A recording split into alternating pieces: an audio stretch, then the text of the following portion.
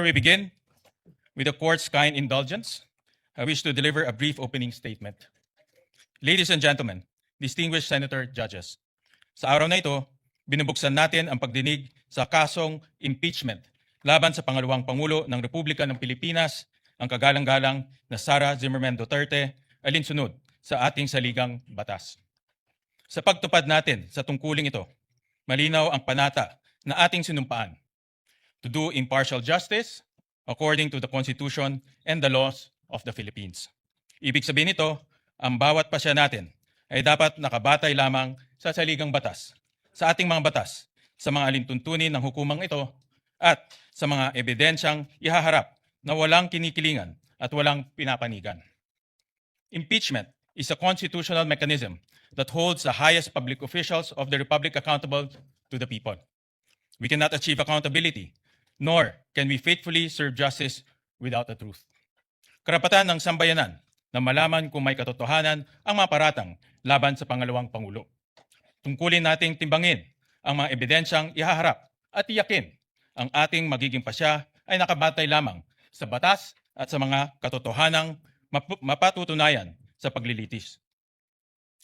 Ipagkakaloob ng saligang batas sa Senado ang natatanging kapangyarihang dinggin, litisin at pagpasyan ang lahat ng kaso ng impeachment. Kakibat ito ang pananugutang tiyakin na ang paglilitis ay isinasagawa ng may integridad, kaayusan at buong paggalang sa proseso. Sisiguraduhin natin na magiging maayos, bukas at madaling maunawaan ng ating mga kababayan ang prosesong ito. Pagkakaloban ang magkabilang panig, ang prosekusyon at ang depensa ng sapat at makatarungang pagkakataon upang magharap ng ebidensya, magsuri at magtanong sa mga testigo at mailahad ng buo ang kani-kanilang mga argumento. Sa ganitong paraan, may hiharap sa taong bayan ang malinaw na batayan upang maunawaan ang mga isyong nakapaloob sa Articles of Impeachment. Sa kasabay ng paghahanap sa katotohanan, ang tungkulin natin tiyakin, iginagalang ang mga karapatan ng bawat panig, lalo na ang karapatan ng Respondent Vice President sa isang patas at makatarungan paglilitis. Due process and fair play must remain paramount at every stage of this trial. Let us be firm in the search for truth. Let us remain faithful to the rules of this court, the rule of law, and above all, the Constitution. Nakatutok ang buong sambayanan. Bawat kilos, salita, at pagpapasyang ating gagawin ay huhubog sa kasaysayan. At ang kasaysayan ang huling huhusga kung tayo ay kumilos ng tapat at nararapat. Nais kong bigyan ng katiyakan ng lahat, lalo na ang ating mga kababayan. Gagampanan ko ang aking tungkulin ng patas at may katapatan. Magalang kong hinihikayat ang bawat Senator Judge, naway ito pa rin natin ang ating tungkulin ng may dangal at pananugatan sa ating konstitusyon upang maging karapat-dapat tayo sa tiwalang ipinagkaloob sa atin ng sambayanang Pilipino. Thank you, distinguished Senator Judges.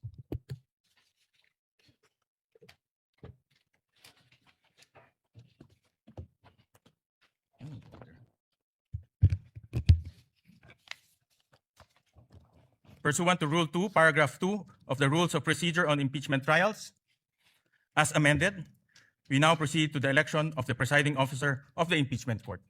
Senator Judge Panfilo Lacson is recognized for the election. Point of order, Mr. Presiding Officer. Yes, we recognize the gentleman from Taguig. Thank you, Mr. President. Mr. President, Mr. Senate President and Presiding Officer, as the preamble of the Constitution said, imploring the aid of the Almighty God, and as you said yourself, that every stage of this impeachment, we have to make sure na patas, we have to make sure na may due process, we have to make sure that it is fair.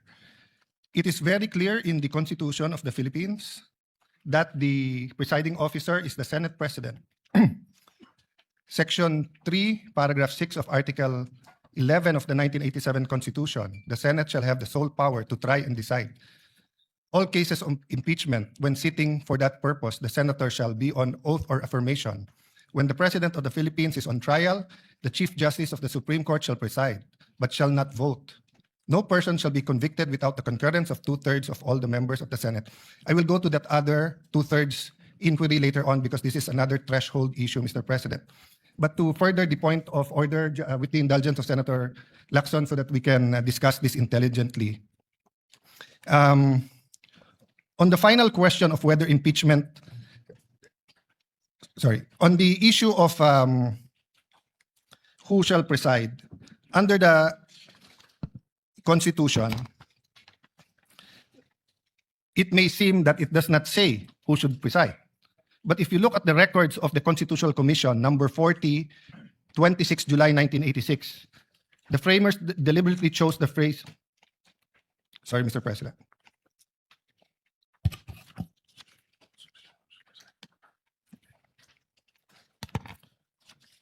I am referring to Section 6, Article 11, and then Constitutional Commission number 41, 27 July 1986.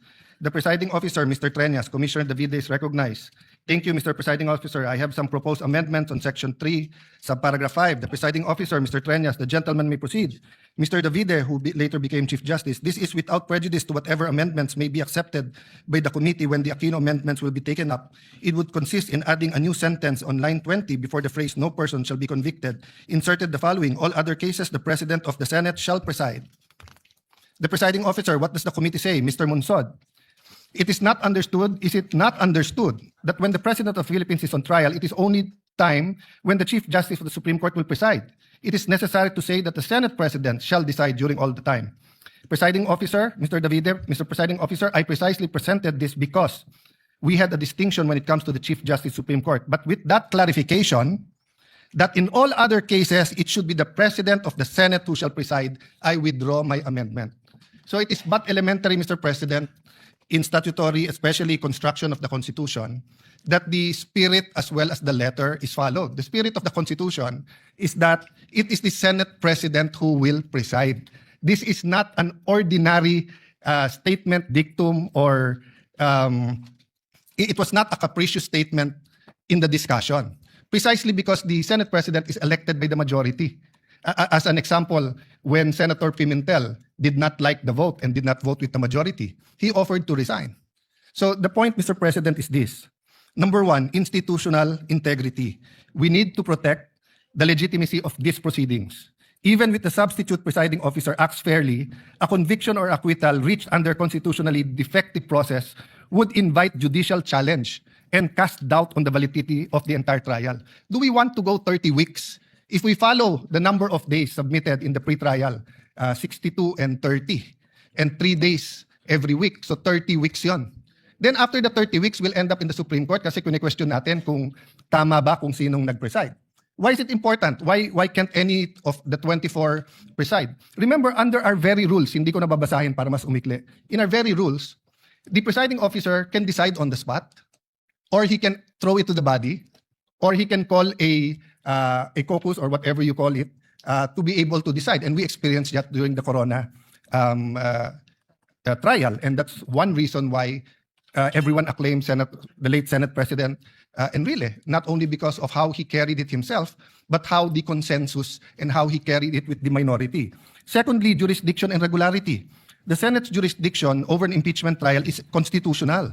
The exercise of jurisdiction must conform to the Constitution.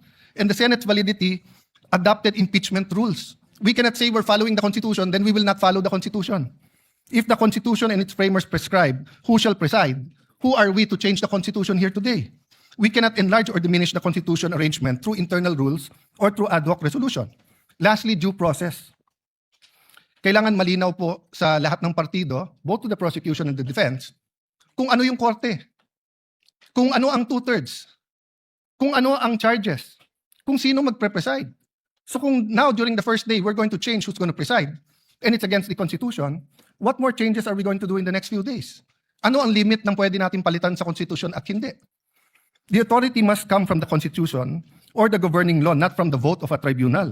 A litigant is entitled to have the case heard by the decision maker, designation by law.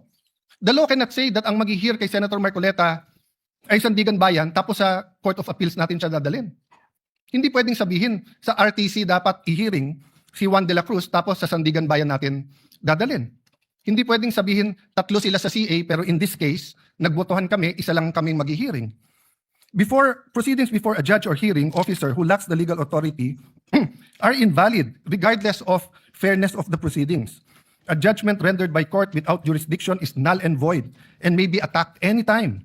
It creates no right and produces no effect.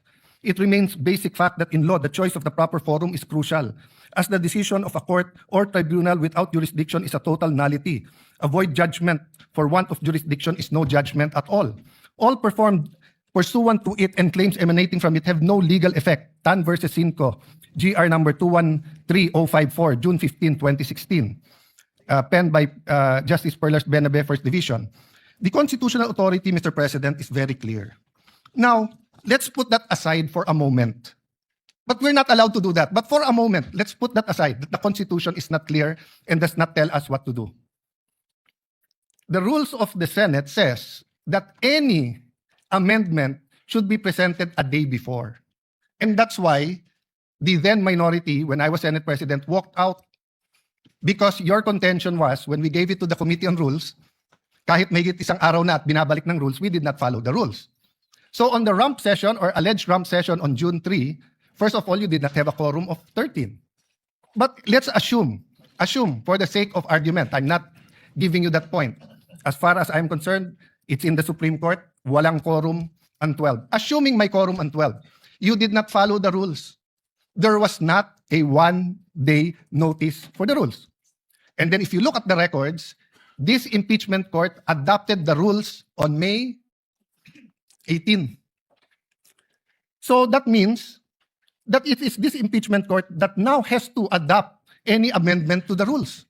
We did not debate that amendment to the rule.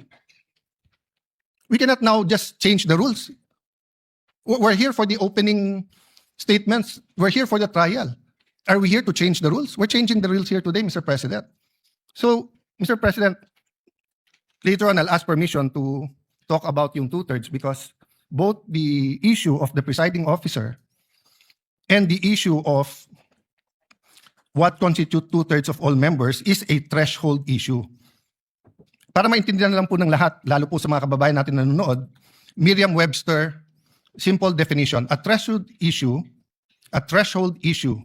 is a preliminary question, minimum requirement, or foundation condition that must be met or resolved before proceeding to the substantive merits of a case, project, or process. In this initial criteria, if this initial criteria is not satisfied, further action is typically dismissed or halted. I want to avoid that this impeachment trial will be declared null and void. I want to avoid walkouts. I want to avoid any delays, Mr. President. The Senate President is more than capable. He said he is willing. He said he is ready. He has been in many situations in his life that people say you cannot do it, but he is done well. He has studied. So what is the issue? Why do we have to vote for a presiding officer, Mr. President? Why can't we follow the Constitution? So the point of order, Mr. President, is that amending the rules, implementing a null and void rule, and violating the Constitution will endanger this whole hearing, Mr. President. So please rule on the point of order, and I hope that the Senate President, who's more than able, will preside. Thank you to the gentleman from Taguig. Before I express my views on the matter, let me just put into the record the facts on when we amended Rule 2 of the Rules of Procedure on the impeachment trials. On June 3, 2026, Senator Juan Miguel Zubiri proposed Senate Resolution number 430, and that was adopted during that time. And then, on the same day, the same resolution was adopted and renumbered to Resolution number 40. It was published on June 9, 2026, in the Philippine Daily Inquirer as well as Malaya. During that time, in June 3, when we amended the rules, everyone had the opportunity to express their views regarding the proposed resolution. And since no one objected, we adopted Resolution number 430 and renumbered it to Resolution number 40. That is anchored on our Constitution, Article 6, Section 3, Paragraph 8 of the Constitution, that the Congress shall promulgate its rules on impeachment to effectively carry out the purpose of this section. So my view, to the Mr. good President, gentleman, Mr. to the President, good if- gentleman. yeah, Let me just finish, sir. My view is this resolution has been duly approved, and everyone was given an opportunity to discuss that, to object. However, it was no one objected to that resolution, and it was duly approved by the body. So any discussion regarding this resolution should be discussed in plenary when the Senate convenes as a legislative body. In the past precedents, during the ERAP impeachment, November 15, 2020, the body as well approved the rules of impeachment in plenary. During the Corona impeachment, March 23, 2011, once again, resolution number 39 was adopted in plenary. So any issues pertaining to this resolution should be discussed in plenary when the Senate convenes as a legislative body. So that is the position of the chair and the view of the chair on this matter. Sir President, first, may I dispute that you used the word fact. It is not a fact that the rules were changed because it is being disputed that first, there was no quorum at that day. Second, if we are going to amend the rules of impeachment for the impeachment trial in plenary under the rules of the Senate, Section 136, second paragraph says, the rules may be amended by means of a motion that should be presented at least one day before its consideration. It was not presented on June 2. So we did not follow our rules. So a rule that was passed that did not follow our rules, or amendment that was passed that did not follow our rules, is void. You cannot get anything out of it. It is a nullity. So if today we pass a change in our rules and we do not follow our own rules in changing the rules, we cannot follow that rules. Secondly, Mr. President, the impeachment court already adopted our rules. Iba po ang plenary, tama po kayo doon, I agree with you there. Iba po yung impeachment court. So is the impeachment court now hostage or subject to whatever changes the legislative body does and we will not adopt? Then why did we adopt the rules when we took our oath? We adopted it because the impeachment court is not powerless to talk about our rules. But finally, Mr. President, for the sake of argument, just for the sake of argument, wag na natin tignan yung mga amendments. It's against the Constitution. So can the impeachment court disobey the Constitution? If the Constitution says the presiding officer should be the Senate President, can we now say na no, pagbotohan natin kung sino? Because if we say that we can, what next? Will we add to the articles of impeachment? Will we lower the bar of the quantum of evidence needed? Will we say that baliwala na yung pre-trial brief at bahala na si Batman? So, Mr. President, I thought that's why we have the rules. Because when we have the rules, it dictates fair play. And the rule says it is the Senate President who will preside. So if now we're not going to follow the rules, anong pinag-uusapan natin patas? Anong pinag-uusapan natin due process? Anong pinag-uusapan natin na fairness? It is who we chose as Senate President is a political. So we made our case doon na we would have a more fair. You made your case, you got the majority. Now you got the majority, we will give you all the support, Mr. President. But we have to follow the Constitution. We cannot have a trial where we do not follow the Constitution, Mr. President. I think pinaka-basic po yun. Saan sa Constitution po nakalagay, Mr. President, that ang nakalagay dito po, only in case the President. Let me give you a hypothetical. God forbid, God forbid. God forbid may mangyari sa Pangulong Marcos. Maging Pangulo ngayon po, si Sara Duterte. My view is tuloy yung impeachment. Pero, ang magpre-preside na yung Chief Justice. O pwede ba tayong magbotohan na wag yung Chief Justice ang wag yung Chief Justice ang mag-preside? So how is it possible that today, we're starting out on the wrong foot by arguing who will preside when the Constitution already settled it, Mr. President? So I appeal to my colleagues. There are a lot of accommodations, there are a lot of things, may bigayan talaga dito. May botohan, may caucus, may in-camera discussions. Pero pagdating kung sino magpre-preside na malinaw sa Constitution, wag na natin pag-awayan yon. The prosecution is here, I think they're ready. The defense is here, I think they're ready. Let's give the Filipino people, a fair trial. Hindi po fair kung pipiliin natin kung sino ang kahit sinong magaling, kahit ako piliin nyo. Hindi ko po tatanggapin yon kasi mali po yon. Hindi po yun ang nakalagay sa Constitution natin. Very, very clear po sa records ng Constitutional Commission. Walang makaka-amend doon. We are not given any latitude on this matter, Mr. President. I appeal to you, Mr. President. This is your Senate presidency. Thank you.